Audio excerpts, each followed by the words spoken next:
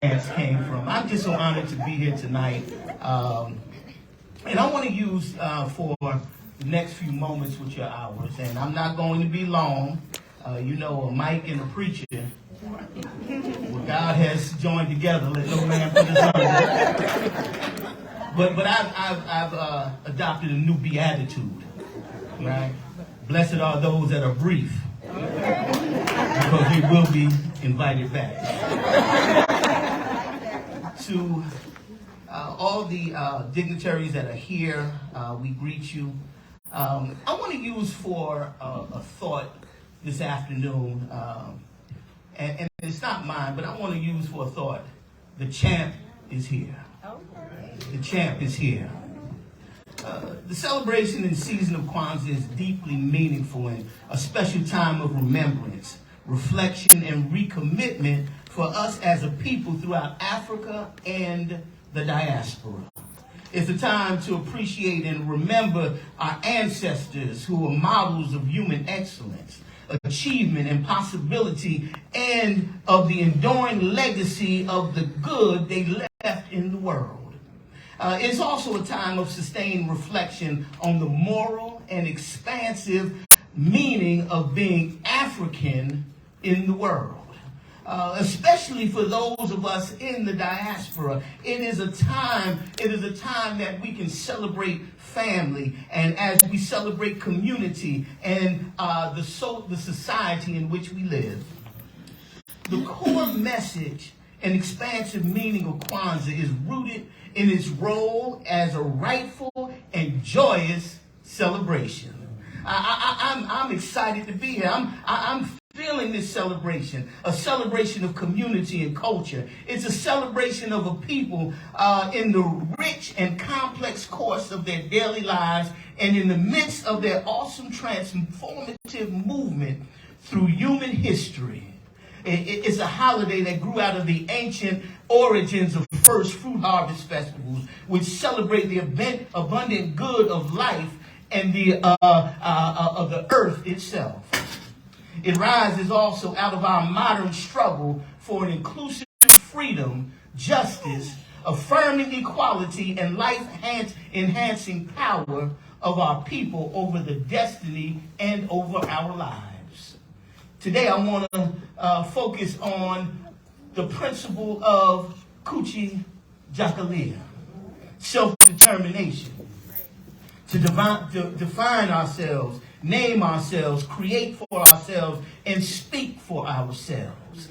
Self-determination is believing you can control your own destiny. Self-determination is a combination of attitudes and abilities that lead people to set goals for themselves and to take the initiative to reach those goals. The principle of self-determination carries within it the assumption that we have both the right and the responsibility to exist as people and make our own unique contributions to the forwarding of the human race. My favorite athlete of all times, Brother Chase, is Muhammad Ali. So y'all young folks don't know nothing about Muhammad. Muhammad Ali floats like a butterfly, sting like a bee. Your hands can't hit with your eyes. Ali was a shining example of defining ourselves, naming ourselves, and creating ourselves, and speaking for ourselves. He became a Muslim in 1961 and won the World Heavyweight Championship, defeating Sonny Liston. But in 1964, at the age of 22, he changed his name. He denounced his slave name and became Muhammad Ali. Ali was not like the athletes of today. He had a social conscience. Before there was a Colin Kaepernick, there was a Muhammad Ali. Ali spoke out against the corrupt war in Vietnam and refused to go in the army. He said, the Viet Cong never called me the N-word. I ain't got no quarrel with the Viet Cong. And as a result, they banned him from the sport that he loved. They fined him $10,000, and he was banned for 3 years of boxing. But Ali had self-determination. self-determination. He had commitment, but he also practiced self-determination. The Nguzo Saba has to be more than theoretical. It takes commitment and it takes practice. It demands that we as an African people define, defend, and develop ourselves instead of allowing others or even encouraging others to define who we are. It requires that we recover the lost memory and once again shape our own world, our own image, and our own interests. And it is the call to recover and speak our own special culture and truth in a world to make a unique contribution to the forward flow of history. But how do we do this? Knowing ourselves is the fundamental aspect of assuming personal power and effectiveness. We've got to know who we are and whose we are. That's right. You do know it was the intent of the colonizers to not only plunder and pillage African people and steal our people, but they also stole our identity and our culture. They did this by destroying our African cultural practices, taking our names, language, religion, symbols, and rituals. We were stripped of knowledge of our own human capacity and accomplishments. And after a few generations, our resistance to slavery was greatly diminished because we had no self-definition outside of being a slave. This was a necessary ingredient to make a slave. We had no way of knowing that we were people of great accomplishment, power, and dignity. We had no way of knowing that our forefathers were the authors of civilization, science, and technology. We had no way of knowing that our condition in America represented the fall from power, but not the fall from grace. We had no way of knowing that we had the right to control our communities, our families, our economics, our institutions, just like the slave masters. Once we were robbed of self-knowledge, then there was no need for the institution of slavery because we were mentally slaves. It was Carter G. Woodson that said in The Miseducation of Negro, if you can control a man's thinking, you do not have to worry about his action. When you determine what a man shall think, you do not have to concern yourself about what he will do. If you make a man feel that he is inferior, you do not have to compel him to accept an inferior status, for he will seek it for himself. If you make a man think that he is justly an outcast, you do not have to order him to the back door. He will go without being told. And if there is no back door, his very nature will demand one. Our identity was based on faulty knowledge. The knowledge we had of ourselves was a degraded, dependent state of myths that said our origins were savage and God decreed our servanthood to a superior people. With no knowledge of ourselves, we accepted the Euro-American knowledge of himself. So we thought his education was superior to our education. His concept of beauty was the standard, and that the balance of power was always in his favor. What are you saying? We thought that their ice was colder than our ice. So the principle of Kuchi Jagalia instructs us to assert ourselves in self-defining, dignity-affirming ways in a world. And to create the miracles and monuments and meaningful relationships and achievements we have in our own lives. And it reaffirms our right and responsibility to live a liberating and liberated lives, to value and dialogue constantly with our own culture, retrieve and bring forth the best of what it means to be African and to be human, and to speak unique and equally valuable lessons to our children. We have found out that peace, joy, and success are not external, but they're internal. it's an inside job. The superior power that all of us have in every human being is our inner powers. The principle of O Kwanzaa Celebration reaffirms the right and responsibility of each person to determine their own destiny in our daily lives, to speak their own special cultural truth, and to make their own unique contribution, recognizing and reconstructing society and our world. And it commits us to mutual respect for one another. That we can't be tearing one another down. We've got to lift each other up. We've got to be able to understand that our culture is unique and equally valid as anybody else's culture. That's right. But there are some enemies. One enemy is self-pity. We've got to stop feeling sorry for ourselves. I know that it was rough, and I know that you had to go through some things, but we've got to stop feeling sorry for ourselves. And then we've got to fight the lack of self-control, responsibility for ourselves. The volume of external influence is very heavy. Social media and television and music and other inputs overwhelm us. You need to shut down Facebook and get off the gram because it's tearing us apart. We're bombarded by fashions and foods and fads, and we go to Facebook looking for friends. And then the other enemy is the miseducation. We've got to go back to community-controlled education, whereby we use methods to develop self-knowledge.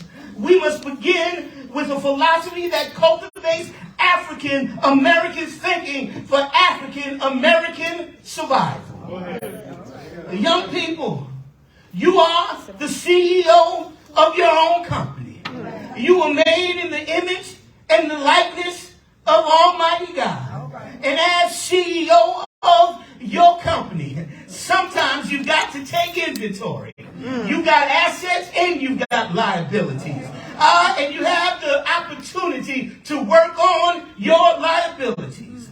So in the spirit of steadfast faith of our ancestors, let us meditate on and give even deeper meaning in actual practice to the principles of Kwanzaa and the prayerful requests of our ancestors that found Harriet Tubman's commitment to an invisible and shared freedom, Frederick Douglass' discourse on the indispensability of struggle, Malcolm X's call for a new logic and language of liberation, and Mary McLeod Bethune's challenge to us all to dare to remake this world. And it is an expansive message and a meaning of the Nguza Saba, the 7 principles, Umojo, Kuchi-Jakalia, Ujima, collective work and responsibility, Ujama, Nia, Kuamba, and Imani. And when we embrace these principles, we have an expansive message and a meaning of our culture, born of a long history of work and struggle to repair and to make this a better world. So my prayer today is that we leave here and we speak truth and do justice everywhere. May we always evaluate rightfully and not act in disregard or in disrespect of our sacred ancestry. May we enter into with praise and leave with love. May our speech be wholesome and without blame or without injury. May we reject evil and embrace joy. May we live a lifetime of peace and justice until justice rolls down like water and righteousness like a mighty rushing stream. Yes. Now let me get back to my man, Muhammad Ali. After he was allowed to box again, he lost the first fight to Joe Frazier in the first fight. But he came back. And he had the Rumble in the Jungle with Big George Foreman. October 30th, 1974. Big George had already defeated Ken Norton and Joe Frazier. And he was now going to fight Muhammad Ali. And so the Rumble in the Jungle, big 6'4", George Foreman, 220 pounds. He was considered the hardest hitter in boxing of that day. They ain't got boxers like that no more. But he had already beat Ken Norton, beat Joe Frazier, and Ali would come to the training camp. He would come every day in a row, and he would go to the African drum, and he would start to beat on the drum, and he would beat a rhythm. And he would say these words: "Here comes the champ. Here comes the champ. Here comes the champ." Did I say, here comes the champ? The champ is here. The champ is here. The champ is here. Finally, the reporters, they got so upset with him. They said, "Ali, how in the world you going to come in here day after day? You don't have the title." Ali shot right back at him. He said, "I didn't say the title holder is here. I said the champ is here. Come on and let me help you shout. The champ is here." I'm glad that we're all champs. The title of Big George had the title, but Ali was the champ. And my brothers and my sisters, we don't, in this life, don't discover who we are. We have to decide who we are. So we have to decide that we are going to be the champ. Young people, when you go to class, you can say the champ is here. When you go to the boardroom, you can say that the champ is here. When you go to the bank to get that new mortgage, you can say the champ is here. I'm getting excited like I'm in church, y'all. On that interview, you can say that the champ is here. So my brothers and my sisters, when the enemy comes against you, like a flood or like Foreman, I was watching that fight. You can use this technique. It's called the rope-a-dope. And the rope-a-dope was George Foreman came after Ali hard every round, throwing jabs, throwing hooks. He was going in hard. But in that eighth round, he wore himself out. And some of y'all wondering why the enemy been coming after you. The enemy been coming after you for 8 rounds. And he's mad because you still standing. In that 8th round, Ali came with an overhand. I saw it coming. An overhand. And knocked Foreman out. I'm glad that I know him today. Like Ali, in round 8, you can knock the enemy out. You're wondering why. He been coming after you. It's because you're so valuable. But if you just hold on like Ali, sometimes you just got to lay up on the ropes and allow him to come. Guard your head. Put your guard up. But the enemy will get worn out. And at the appointed hour, that's the time to knock him out. So during these turbulent times, let us audaciously reaffirm our faith in our fundamental and cherished values and the capacity of being good, in spite of the racist, in spite of the class and sexist sickness and savagery of some, and the chaos and the confusion around us all. The last principle, Imani, teaches us that faith is the key of righteous practice, constantly struggling against evil, injustice, raising, praising, and pursuing good. For we want to do what our ancestors have prayed us to do, have laid the foundation for us to do. Some grandmother in a cotton field, we don't even know their names, but they were praying for us. And they said, before I'll be a slave, I'll be buried in my grave. Now, physically they may have been in chains, but their spirit was free. And because of what they did, then we can do even greater. God bless you all. And thank you for this time. God bless you.